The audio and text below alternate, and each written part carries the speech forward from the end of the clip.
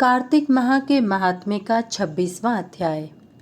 नारद जी बोले, इस प्रकार विष्णु पार्षदों के वचन सुनकर धर्मदत्त ने कहा, प्राय सभी मनुष्य भक्तों का कष्ट दूर करने वाले श्री विष्णु की यज्ञ, दान, व्रत, तीर्थ सेवन तथा तपस्याओं के द्वारा विधि पूर्वक आराधना करते हैं।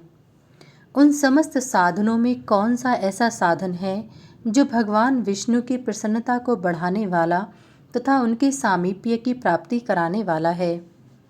दोनों पार्षद अपने पूर्व जन्म की कथा कहने लगे। हे द्विश्रेष्ठ, आपका प्रश्न बड़ा श्रेष्ठ है। आज हम आपको भगवान विष्णु को शीघ्र प्रसन्न करने का उपाय बताते हैं। हम इतिहास सहित प्राचीन वृतांत सुनाते हैं, सावधानी पूर्वक सुनो। ब्राह्मण, पहले कांचीपुरी में चोल नामक एक चक्रवर्ती राजा हो गए हैं। उन्हीं के नाम पर उनके अधीन रहने वाले सभी देश चोल नाम से विख्यात हुए। राजा चोल जब इस भूमंडल का शासन करते थे, उस समय उनके राज्य में कोई भी मनुष्य दरिद्र, दुखी, पाप में मन लगाने वाला अथवा रोगी नहीं था।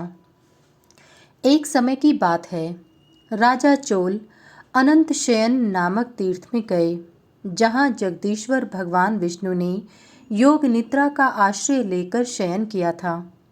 वहाँ भगवान विष्णु के दिव्य विग्रह की राजा ने विधि पूर्वक पूजा की।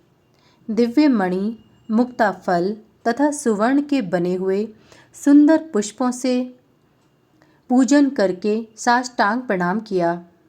प्रणाम करके ज्यों ही बैठे, उसी समय उनकी दृष्टि भगवान के पास आते हुए एक ब्राह्मण पर पड़ी, जो उन्हीं की कांची नगरी के निवासी थे। उनका नाम विष्णुदास था। उन्होंने भगवान की पूजा के लिए अपने हाथ में तुलसी दल और जल ले रखा था।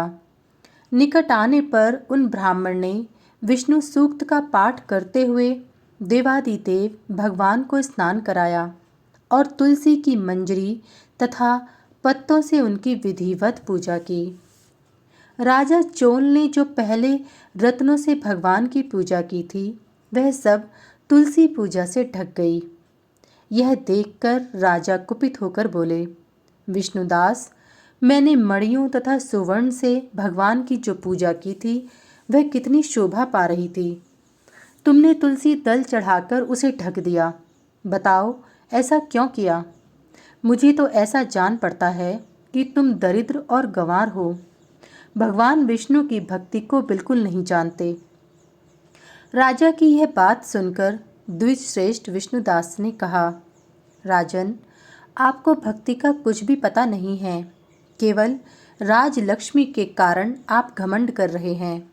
बतलाइए तो, आज से पहले आपने कितने वैष्णव व्रतों का पालन किया है? तब नृपश्रेष्ठ चोल ने हंसते हुए कहा, तुम तो दरिद्र और निर्धन हो, तुम्हारी भगवान विष्णु में भक्ति ही कितनी है। तुमने भगवान विष्णु को संतुष्ट करने वाला कोई भी यज्ञ और दान आदि नहीं किया और न पहले कभी कोई देव मंदिर ही बनवाया है। इतने पर भी तुम्हें अपनी भक्ति का इतना गर्व है। अच्छा, तो ये सभी ब्राह्मण मेरी बात सुन ले। भगवान विष्णु के दर्शन पहले मैं करता हूँ या यह ब्राह्मण? इस बात को आप सब लोग देखें, फिर हम दोनों में से किसकी भक्ति कैसी है, यह सब लोग स्वतः ही जान लेंगे। ऐसा कहकर राजा अपने राजभवन को चले गए। वहाँ उन्होंने महर्षि मुद्गल को आचार्य बनाकर वैष्णव यज्ञ प्रारंभ किया। उधर सदैव भगवान विष्णु को प्रसन्न करने वाले शास्त्रोक्त नियमों में तत्पर विष्णुदास भी व्रत का पालन करते हुए वहीं भगवान विष्णु के मंदिर में टिक गए। उन्होंने माघ और कार्तिक के उत्तम व्रत का अनुष्ठान, तुलसी वन की रक्षा, एकादशी को द्वादशाक्षर मंत्र का जाप, नृत्य, गीत आदि मंगलमय आयोजनों के साथ प्रतिदिन षोडशोपचार से भगवान विष्णु की पूजा आदि नियमों का आचरण किया।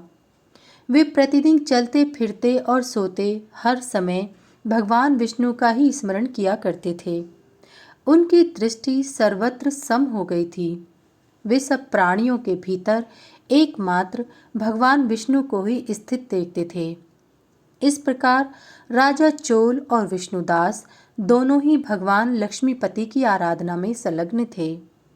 दोनों ही अपने अपने व्रत में स्थित रहते थे और दोनों की ही संपूर्ण इंद्रियां तथा समस्त कर्म भगवान विष्णु को समर्पित हो चुके थे। इस अवस्था में उन दोनों ने दीर्घ काल व्यतीत किया।